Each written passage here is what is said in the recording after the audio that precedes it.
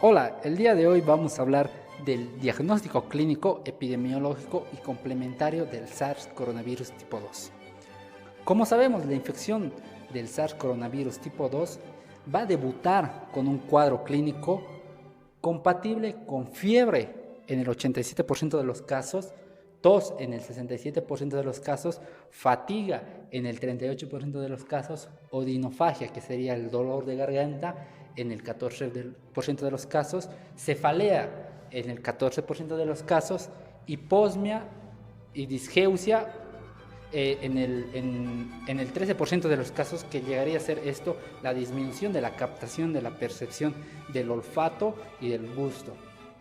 Las mialgias, astralgias en el 12% de los casos, los escalofríos en el 11% de los casos, signos gastrointestinales como náuseas, vómitos, diarreas en el 5% de los casos, congestión nasal en el 4% de los casos y menor al 1% signos atípicos de esta enfermedad, pero que se han descrito, como por ejemplo el dolor retroorbitario, eritematosas como las máculas eritematosas que se presentan en los epicóndilos, en los cóndilos de las rodillas y en las regiones interfalángicas. Estas son denominadas como signos de dedos en COVID. Esto no es característico de una lesión grave. Estos se resuelven con el tiempo. En cuanto a la epidemiología, podemos decir que si se presenta un cuadro clínico compatible con SARS coronavirus tipo 2 y nos encontramos en una zona endémica en donde el contagio es comunitario o tuvimos contacto con un paciente positivo de coronavirus con un distanciamiento social menor a lo recomendado y con la ausencia del equipo de protección personal recomendado, el diagnóstico va a ser un poco más certero. En el diagnóstico complementario principalmente vamos a describir dos pruebas, que es el PCR y la prueba rápida. El PCR es la reacción en cadena polimerasa transcriptasa reversa. Esta prueba es gold standard del diagnóstico del SARS coronavirus. Quiere decir que es la prueba principal, la prueba de oro.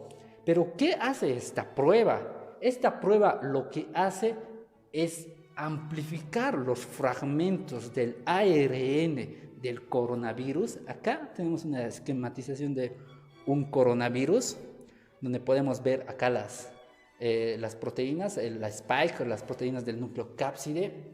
Entonces, la muestra, el laboratorio nos va a mandar tanto positivo como negativo.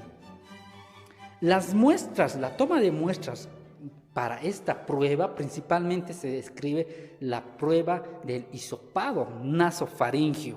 También se han descrito las pruebas del hisopado orofaringio, pero la principal es de la región nasofaringea. También se han descrito otras, como por ejemplo los aspirados traqueales o los lavados broncoalveolares. Eso principalmente en aquellos pacientes que no tienen una PCR, pero ya se encuentran intubados, aunque eso ya se deja a criterio del personal médico. La recomendación de la toma de muestra en estos pacientes para PCR es a partir de los 3 a 9 días de la presentación del cuadro clínico, porque recordemos que primero la enfermedad debuta con una fase de replicación viral. Es en estos días en el cual podemos encontrar más carga viral en estas muestras. Y a partir de hasta los 21 días podría todavía salir positiva la prueba, pero a partir de los 9 días la carga viral va declinando un poco más. En cuanto a las pruebas rápidas, podemos decir que es una prueba indirecta del SARS coronavirus. Lo que hace es captar los anticuerpos que secretamos en presencia del coronavirus, como por ejemplo la IgM y la IgG.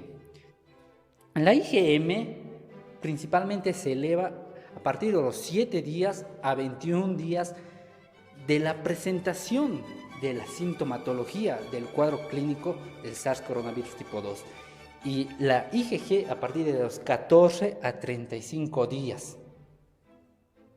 Estas pruebas rápidas vienen en unos kits, como podemos ver acá en una esquematización. Podemos tomar una muestra sanguínea principalmente de los capilares interfalángicos, en el cual hacemos gotear, ponemos 2 gotas de sangre y 2 gotas del reactivo y esperamos 10 a 15 minutos para la interpretación. Acá tenemos una serie de resultados en el cual se muestra esta C, que sería el control, la calidad de la prueba, en la cual todo el tiempo tiene que marcarse, como vemos acá. Si no se marca, la prueba se considera errónea, debe tomar otra. Como podemos ver acá, tenemos una serie de resultados. Si la IgM se marca, la prueba se considera positiva, pero en una etapa inicial. Si tenemos este resultado de IgM e IgG positivo, se puede decir que estamos en la etapa activa de la enfermedad. Si tenemos la presencia de IgG en el resultado, se puede decir que el paciente se encuentra en el periodo de convalecencia. Y como les decía, si no se marca ninguno de estos resultados, la prueba se considera errónea. En cuanto a los periodos, podemos decir que tenemos un periodo de incubación hasta 14 días, en el cual se describió la media, el quintoavo día, en el cual la gran mayoría presenta la sintomatología.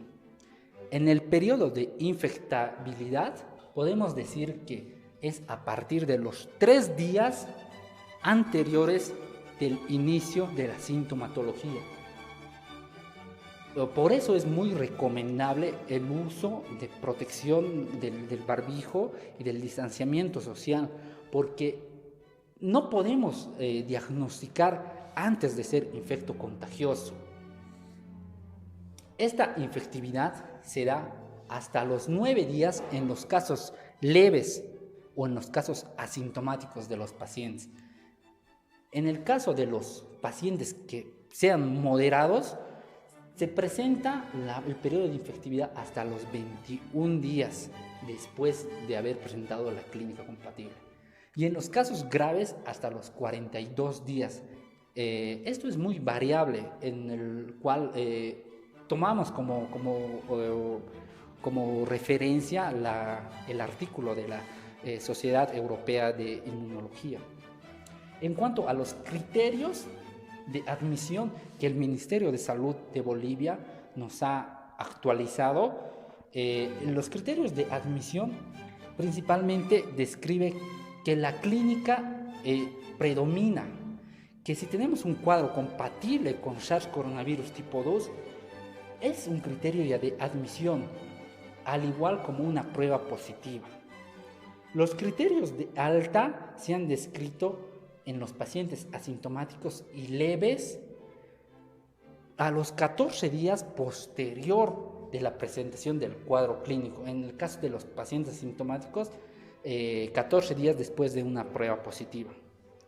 En los casos moderados y graves se ha descrito una ausencia de sintomatología, una ausencia de la clínica, y puede ser una prueba PCR negativa o un periodo mayor a los 21 días de la presentación del cuadro clínico.